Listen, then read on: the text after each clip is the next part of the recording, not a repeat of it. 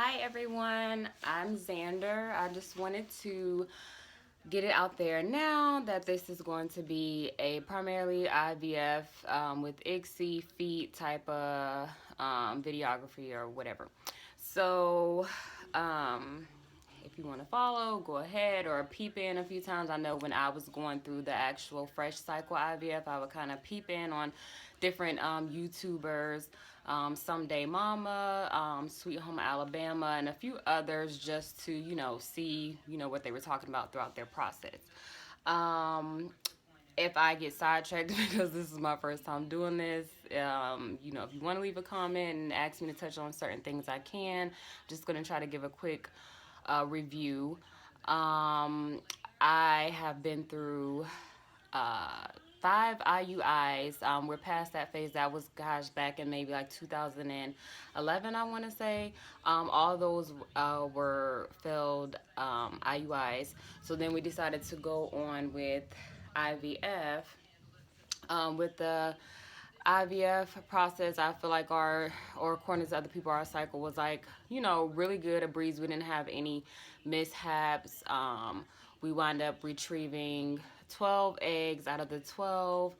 8 of them matured and all 8 fertilized. And from there, they go through the incubation process or whatever. And to see, how many last up until they decide they want to do a day 3 transfer or a day 5. Ours, I think on day 3, we wind up having 6. So anyways, they let us go ahead to the day 5. We wound up having, I think, 4 high grade embryos. So we went to day 5. We had our transfer. Our facility was not big on, if you're under a certain age, putting in 2, but it just happened to be our luck that they were able to do 2 for us, because I think the day of we had the 5 and they hadn't hit full blast yet. So they had told us, you guys have the option of doing 2. So we went ahead to do 2. And then literally I'm on the table getting ready to, getting prepped to get the transfer, and a doctor comes in and he's like, one of the embryos just hit full blast. So I thought that was funny. We were all thinking like, okay, we already have one that's playing tricks already. It's playing possum. So we were able to wind up getting 2 embryos transferred. All that went well. The weigh-in process of being poopo was interesting, but I did my best to relax and all that stuff. So that went well. We wound up becoming pregnant, which I was so thankful for. We were just like really excited because that was the first time of us ever being pregnant, period. So that was great. And then what wound up happening is we wind up having a ped on a stick. All that went and got our beta numbers. The pregnancy test obviously was positive. We went and got our beta numbers done. The betas were low, and they didn't. They continued to go up, but they never doubled like they wanted. So we kind of knew like, oh, it's probably gonna be a miscarriage or whatever. So our numbers, I had to go back so many times for the beta because it continued. My numbers kept going up, but just never doubling or whatever. So I think I wind up having to go for the beta maybe like a week or 2 weeks or straight or something like that, going for the betas or whatever. And then finally the number just came to a halt, and then of course we wind up carrying or whatever.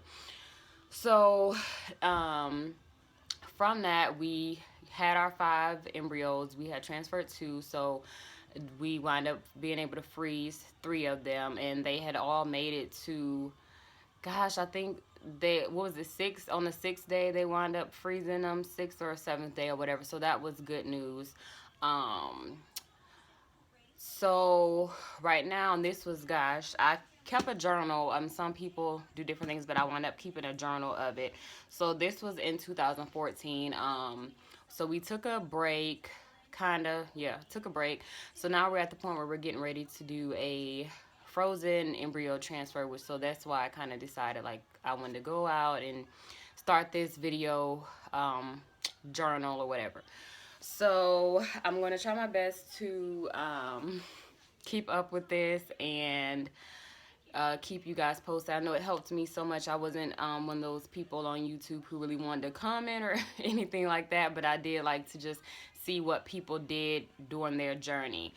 Um, Anything I can think of IVF through the fresh cycle that helped me. I just try to stay positive throughout the whole thing and just enjoy the moment. I guess it's such a tough journey as is. So for me, it was just like, okay, let me just enjoy this moment. And I tried not to tell everyone about it. So for um, my parents, sisters, his parents, of course, just because I feel sometimes like, this it's our journey and everyone it doesn't necessarily understand your journey and different things you go through. So, yeah, I didn't really want to tell the world, I guess, I don't know. But then I kind of feel like at some points I did wind up just out of excitement telling some people when I was gone.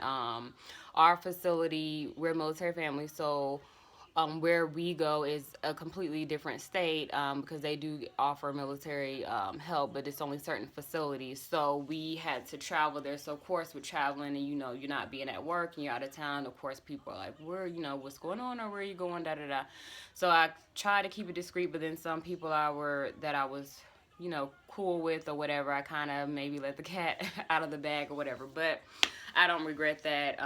So I think with this time around, I felt like I've kind of kept it just between my husband and myself. And I did let one of my sisters know, but she doesn't know the exact day of the frozen transfer, neither do I.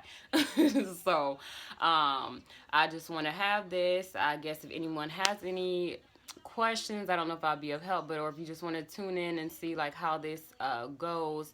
So as of right now, we have our 3 embryos left. We're still undecided as far as if we're going to do transfer 2 again or just 1. I don't know. It's just kind of up in the air. I feel like I would want to do 2 again, but I'll just see. We'll figure it out. I just had my saline sonogram. I had that done in the beginning of February. One of my issues that I had was I would get polyps in my uterus. So I had maybe like 2 years ago or so, I had those removed, and so far so good. I haven't had them grow back, thank God. So I was nervous about the saline sonogram. With the IVF, originally they didn't do a saline sonogram, so this time around I requested that I have that just in case a polyp had grown back. But I had it. Everything was beautiful and open, so I'm so thankful for that. So I'm just have my fingers crossed and hoping that everything works out as far as this transfer. I hope everyone, God, it's such a crazy journey. So I'm just thinking about everyone else that's out there that's going through the struggle to parenthood, and just positive vibes is all I can really truly recommend. I mean, I feel like God wouldn't have put this on us if He didn't think we could handle it. So I know for me, I'm in such a better place. I didn't handle my IVF